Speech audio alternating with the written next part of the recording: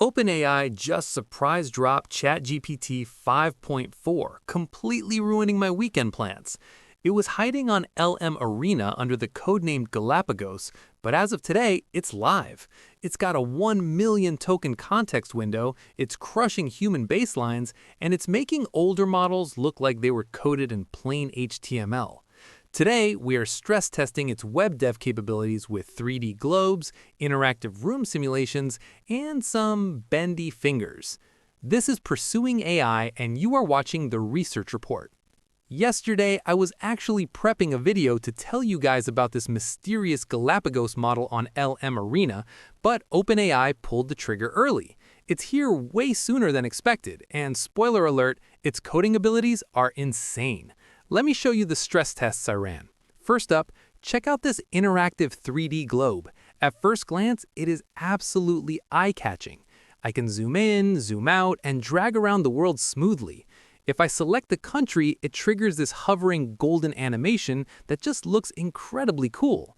If I'm rating this GPT 5.4 generation, it's an easy 9 out of 10. For context, the globe made by GPT 5.2 codex looks like absolutely nothing compared to this. Next, we have this 3D room view, and it looks amazing. It's a small scene built from basic geometry: a bed, desk, shelf, rug, plant, and a window. And there's a specific object here. I'm not entirely sure what it is. If you know, drop a comment down below.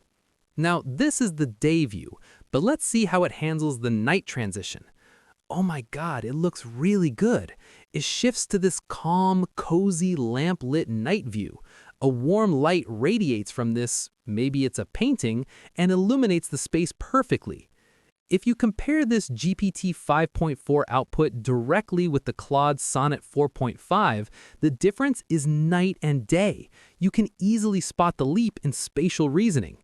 Next, I asked for an image crop tool, and the results were shocking. By default, an image is already loaded. I can crop, zoom in, zoom out, and rotate.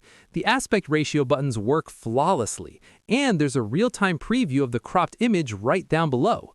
Now, this final test is wild, an interactive hand simulation. With GPT 5.4, I have slider controls for every single finger. If I bend the index finger, look at how realistically the joints articulate. Everything works perfectly. Meanwhile, the QN 3.5 generation was a total waste, completely broken. Alright, here are the core specs you need to know about GPT 5.4. Number 1, it understands screenshots and interacts directly with software interfaces, which makes it a beast for building AI agents that can actually operate your apps and websites. Number 2, it supports a massive context window, around 1 million input tokens and up to 128,000 output tokens. You can feed it entire code bases or massive documents in a single prompt. But here's the craziest part. In the OS World Verified benchmark, GPT 5.2 scored 47.3%. The human baseline is 72.4%. GPT 5.4 scores a 75% success rate. Let that sink in. GPT 5.4 actually beats the human baseline in this test. It is heavily positioned for developers and enterprise use, specifically for advanced planning, coding, and multi-step automation. So I have to ask, do you believe ChatGPT will replace humans? And do you actually love using these new models, or is it getting overwhelming? Let me know in the comments. Thanks for watching, and I'll catch you in the next one.